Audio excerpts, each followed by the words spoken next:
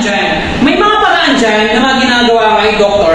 You can go to LASIK. Kasi meron po yung tatlo eh. This the LASIK. Lagi ko lang ito pinapakita. Why? Kasi ito po yung meron sa atin. LASIK. Yung first time ng yung cornea, palalambutin.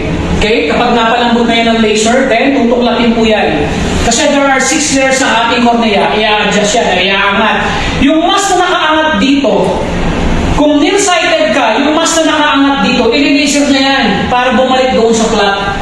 Naintindihan mo? Okay. So kapag na-flat na yan, ibabalik niyan. Then lalagay ka ng surgical mask. The surgical laser ka dyan.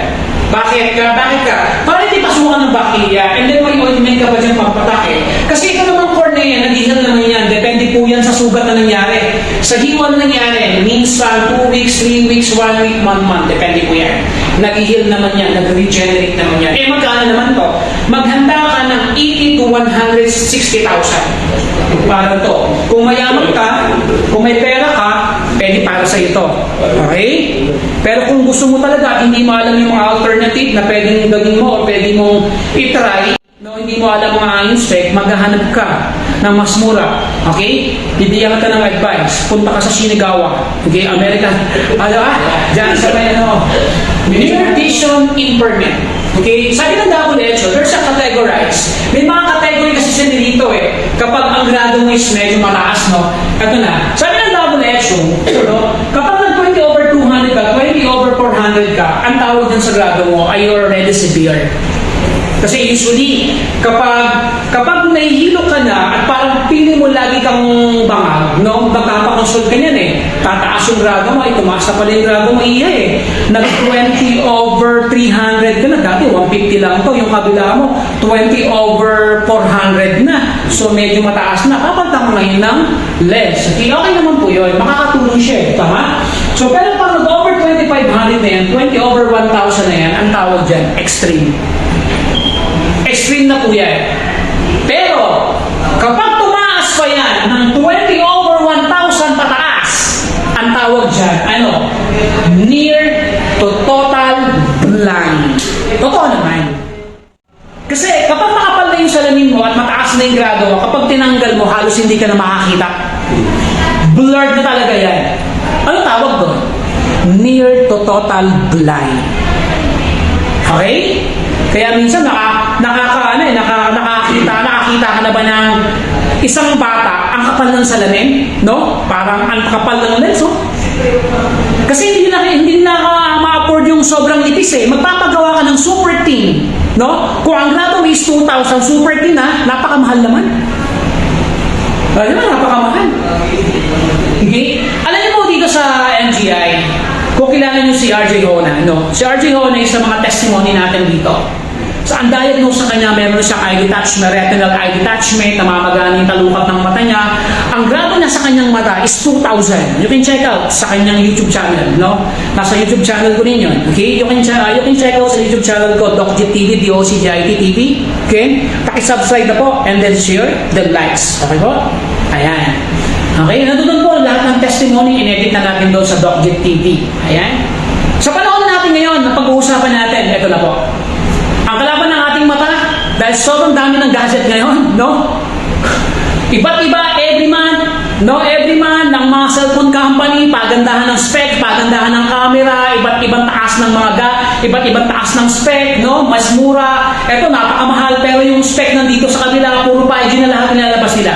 Yan na po ang mundo ng technology.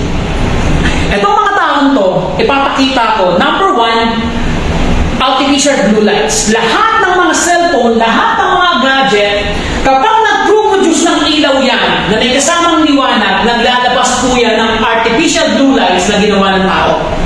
Kasi po yung ginawa ng Diyos ng araw, naglalabas po yan ng 100% ng blue lights. Pero ang ginawa ng mga tao, gumawa sila ng mga light, na artificial lights, naglalabas po yan ng artificial blue light. Isang mga cause na sumisira ng mata ng mga tao, lalo po sa mga gadget, katulad po ng taong to. Itong taong to sa mga Mobile Legend, apektado na. Sa buong buhay niya, Mobile Legend siya. Apektado, na-diagnose eye cancer. Sinugod sa hospital, hindi naman on the spot ang eye cancer. In the long run. Pag-uusapan natin sa matagal na panahon ng paggamit, ang nangyari ay cancer. Tumawa na rin yan sa brain niya. Kasi po yung mata natin, konektado yan sa brain. Okay? Namatay na po siya. Okay? Ito pong taong to, ganoon din sa opisina. Kaya kung mapapansin nyo doon sa ibang mga computer, meron silang anti-blue lights eh. May screen na gano'n, no? Para hindi apektado na pipilter yung blue lights. Pero halos karamihan ng mga internet that time nakalakasan, wala silang screen na gano'n eh. Etong taon to, nasa opisina maghapon, umuwi, sa buong buhay niya, lagi siyang naharap sa computer, pag uwi, kakain lang, matutulog, cellphone, na-diagnose. After 8 months, na-diagnose ang cancer. Dahil saan? Sa artificial blue lights. Kasi kapag ang feeling mo, ma'am, nag-cellphone ka sa gabi, masakit na, mahapdi na, nagluluha-luha na, ibig sabihin nun, yun na po yung epekto na po ng blue lights. Maaari ka nang tumigil. Okay? Yung iba, may kausap lang eh, I love you so much, mahal na mahal kita, sana dito ka na. Kahit pag-bird na yung mata, ganun-ganun na eh, di ba? Halos kang labo-labo na, nakaganon na nga siya eh. Dahil mahal na mahal niyo yung tao. O, di ba? Hindi pa tinitigilan, kasi nanggaling po ako dyan. Hala? Di ba? Pero ngayon, dahil may unspec na ako, babay na. Di ba? Babay na blue lights. Okay? Number 1, artificial blue lights. Number 2, ultraviolet rays, kalaban ng tao. Yung sobrang taas ng liwanag, sumisira. Kasi alam niyo po ba itong ating salamin? Meron siyang tinatawag na anti-blue light, 70%. Doc Jeep, bakit yung iba sinasabi nila 100%? I-research nila. Hindi ako nagsabi nung research. Kaya 70%, yung 30% na iiwan dito, yung blue lights na pumapasok sa ating mata, kailangan pa rin natin ng blue lights kasi meron po yan health benefit pa rin. Di ba? Huwag po nating isipin na para kumita lang tayo na tipong, bakit hindi sa 100%? Yung 30% nga, pag-aaral nga ng mga dulubhasa, yun nga sila nagsasabi na kailangan 70% lang, kailangan may pumasok pa rin na konti para maging healthy naman yung paningin mo. Kasi kapag hindi po yan healthy at hindi na-cover ito ng 100%, wala nang pumasok na blue light, na 30%, maaari kang magkaroon ng color blindness. Okay? So, meron po siyang 400 anti-UV. When you say 400 anti-UV from nanometer hanggang hindi pumasok doon sa pinakailalim ng mata mo, meron po siya. Okay? And also, meron siyang anti-radiation. Okay? Ano ang benefit niya? For example, siyempre, kailangan pa lang natin kumain ng mga phytonutrients, vitamins, minerals. Kailangan pa natin para maging mabuhay tayo at lumakas ang ating mga katawan. Ito po, kailangan pa rin ang ating mga mata kung nasa garden ka or meron kang ginagawang mga halaman at tatanim ka, yung benefit din, essential nutrients para sa ating mga mata. Yung pwede ka pa rin kumain, lalo po dun sa mga matatanda sa papanahon natin ngayon na naabutan natin, back to 50 years, mapapansin nyo, halos mga matatanda sa panahon natin kapag tumanda, ang lalakas nila, no? Ito po, ang kailangan natin dito sa nutrients, lutein and zeaxanthin. Okay? Kainin niyo po yan, mga madidilaw na pagkain, bell pepper, mango, orange, broccoli, kainin niya, mataas ang lutein and zeaxanthin yan, vitamin E, omega-3, vitamin C, vitamin E, omega-3 at saka zinc. Yan, kumain po kayo niyan, no? Kasi, lagi akong kumakain ng buto ng kalabasa. Bakit? Kasi mataas po yung zinc niyan. Nakakain ko naman everyday yan. Kasi nagkikito diet po kasi ako okay? Wala akong pinapasok sa aking katawan na kanin. Kaya medyo pumayat po ako ng konti. Mapapansin niyo po, bakit? Kasi nagkaroon po ako ng hyperacidity. Bakit? Hindi ka pala healthy, Doc Jojit O ikaw pa naman kape araw-araw 4 na beses sa isang araw. Sige nga, babakan. O di ba, araw-araw ngayon, 4 na kape. Kinabukas, 4 na kape. Naku, hyperacidity. No? So, nagkaroon ako ng hyperacidity. Nag-keto diet ako. Hindi ako makain ng kanin. Siguro, once in a blue moon lang, titikim ako ng kanin. Konti lang Parang mag-skip lang ako, dagayain ko yung sarili ko. Pero wala na pong lasa yung kanin sa akin. Parang wala na lasa. Diba? So, masasana yung katawan mo. Okay? So, ayan po siya.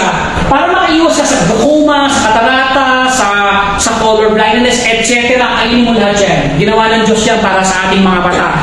Para sa maging healthy rin yan. Siyempre, ma'am, hindi naman gagaling ang ating katawan kung ito lang naman ang susuotin natin Kung subukan mo di kumain. Diba? So, synergize po yan, no? So, nagkakatulong-tulong po yan.